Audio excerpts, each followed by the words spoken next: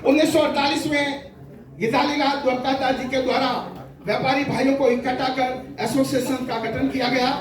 व्यापार हित में जो भी जरूरी था उसमें अग्रणी रूप से भाग लिया और 75 साल की कड़ी में एक से बढ़कर एक अध्यक्षों ने इस श्रृंखला को आगे बढ़ाते हुए इस एसोसिएशन को गति दी। भूतपूर्व अध्यक्ष देव जी मेहता, श्री नरेंद्र जी मेहता जो आज हमारे बीच में उपस्थित हैं, मैं उनको नमन करते हुए हमारे वर्तमान अध्यक्ष श्री नीरज जी मेहता के नेतृत्व में ये संगठन दिनों दिन प्रगति के पथ पर अग्रसर होता हुआ जा रहा है। संस्था के उद्देश्य होते हैं, देखिए संस्थाएं बनती है लेकिन बनने से पहले बिगड़ जाती है। संस्थाएं संगठित होने से पहले, संवरने से पहले सिमट जाती है, लेकिन 75 वर्षों तक किसी संस्था को चलायमान करना, गतिशील करना, एक रूप करना, एकाग्र रखना और सबको संगठित करते हुए एक इतिहास निर्मित करना अपने आप में बहुत बड़ी उपलब्धि होती है और इस उपलब्धि को जितनी भी अनुमोदना की जाए उतना कम है।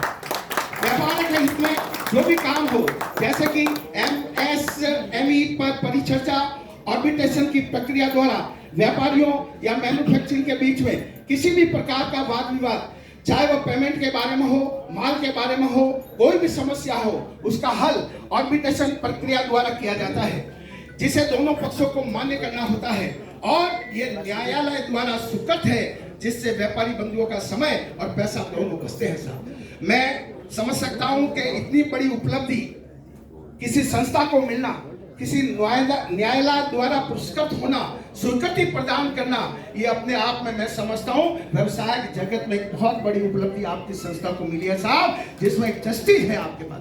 न्याय की प्रक्रिया का आपको प्रशासन द्वारा या न्यायालय द्वारा अधिकार प्रदान किया है, इससे बड़ी उपलब्धि आपकी और क्या हो सकती है साहब। इसके लिए जितना आपका सम्मान दिया जाए कम है।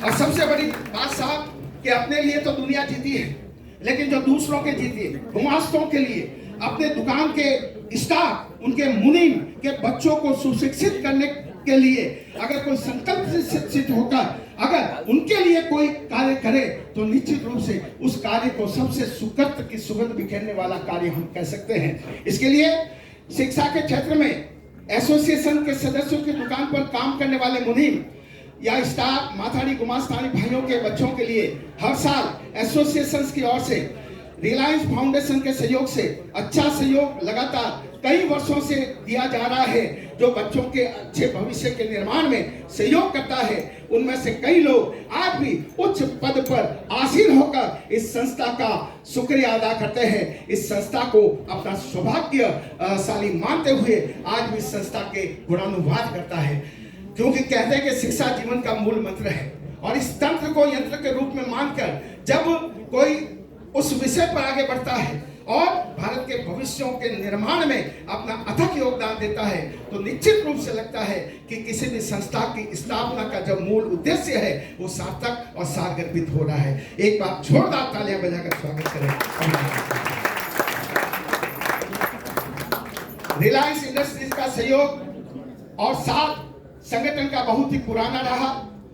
12 दिसंबर 1998 को सी मार्केट सिल्क मर्चेंट एसोसिएशन के 50 वर्ष पूर्ण होने पर गोल्डन जुबली के अवसर पर श्री बिरला सभागार मरीन लाइन्स में एक भव्य समारोह मनाया गया था और उसके मुख्य स्पॉन्सर भी रिलायंस इंडस्ट्रीज लिमिटेड था। मतलब तब से लेकर अब तक रिलायंस का सर्वांगीण सहयोग इस संस्था को मिलता आ रहा है। और इसी कड़ी में जब 2016 में हमारे संगठन की टेक्सटाइल डायरेक्टरी का विमोचन जो Indian merchant chamber hall Churchgate में हुआ था, उसके भी मुख्य लाभार्थी बनकर रिलायंस इंडस्ट्रीज ने अहम भाग लिया था। 2016 से एजुकेशन फंड के लिए लगातार रिलायंस फाउंडेशन की तरफ से संस्था को आर्थिक सहयोग मिलता रहा और आगे भी यह सहयोग और भी बढ़ चढ़कर बना रहेगा। इसी उम्मीद रिलायंस इंडस्ट्रीज के साथ संस्था हमेशा करती रही है और कर रही है। मैं अंत में आपको एक बात बताना चाहूंगा कि श्री धीरूभाई अंबानी ने हमारे इस संगठन के सदस्यों को चार्टर्ड प्लेन द्वारा, हमारा सबका ख्वाब होता है कि हमारी चार्टर्ड प्लेन हो, लेकिन हो नहीं सकती, लेकिन कम से कम किसी और की चार्टर्ड प्लेन में बैठने का मौका भी मिले तो मैं समझता हूँ अपन अपने जीवन में धन्य बन जाते हैं और गर्व से कॉलर टाइट करके कह सकते हैं कि हम तो चार्टर्ड प्लेन में बैठे। मैं भली 400 बार प्लेन में बैठा हूँ, लेकिन मैं गर्व से नहीं कह सकता कि मैं चार्टर्ड प्लेन में बैठा। लेकिन ये एकमात्र व्यावसायिक संगठन संस्था जो चार्टर्ड प्लेन में इनके पदाधिकारियों को बैठने का मौका मिला कि चार्टर्ड प्लेन द्वारा जामनगर गुजरात रिफाइनरी रिलायंस के उद्घाटन के मौके पर कमेटी मेंबर और एसोसिएशन के सदस्यों को लेकर वहां गए थे। ये एसोसिएशन के लिए बहुत बड़ी गर्व की बात है साहब। इसके लिए मैं दो पंक्तियां कहते हुए इस परिचय को यहाँ पर विराम दूंगा कि मंजिलें उन्हीं को मिलती हैं जिनके सपनों में जान होती है। मंजिलें उन्हीं को मिलती हैं जिनके सपनों में जान होती है। अरे पंखों से कुछ नहीं होता मेरे दोस्त, बुलंद हौसलों से उड़ान होती है, बुलंद हौसलों से उड़ान होती है। और ये हौसले दर बदर आगे बढ़ते हुए एक हौसला दूसरे हाथ में हौसला देकर उन्हें आगे बढ़ाने की प्रेरणा देते हैं। और उसी से संस्था आज 75 वर्ष का अध्याय परिपूर्ण करके एक इतिहास यहाँ पर दर्ज कर रही है। मैं पुनः आप सबको बहुत बहुत बधाई देते हुए, बहुत बहुत अभिनंदन करते हुए आगे आइए मैं अब इस कार्यक्रम को गति प्रदान करता हूँ। इस कार्यक्रम को मैं आगे बढ़ाना चाहता हूँ। मैं अब नीरज भाई आज्ञा हो तो पहले एक गीत से शुरुआत करवा दूं। जो हमारे सिंगर आए तो मैं चाहता हूँ थोड़ा सा माहौल संगीत में होना चाहिए। हाँ, एक गीत मैं चाहता हूँ हमारे विनय राज जी, एनी जी, एक राष्ट्रभक्ति का कोई बढ़िया गीत या कोई भी जो भी आप प्रस्तुत करना चाहें, जो भी आपकी इच्छा हो। हाँ, मैं चाहता हूँ माहौल थोड़ा सा संगीत में, एक गीत उसके बाद में पूरी गति।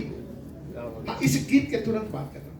मैं चाहता हूँ थोड़ा लोगों में एक ऊर्जा आ जाए साहब, एक थोड़ी सी, क्योंकि संगीत तो ऐसा है कि डॉक्टर भी आजकल ऑपरेशन करता है तो पहले वो संगीत गुनगुनाता है। संगीत वो गीत है जो मीत बनाता है, जो चित्त को पसंद कर देता है। तो आप चाहते हैं ना एक गीत, क्योंकि जब हमारे कलाकार कब से यहाँ पर अपनी बारी की प्रतीक्षा कर रहे हैं, तो आइए विनय राज एक गीत, एक उसके बाद तुरंत हानि। एक बार जोरदार तालियां बजाकर स्वागत कर दीजिए।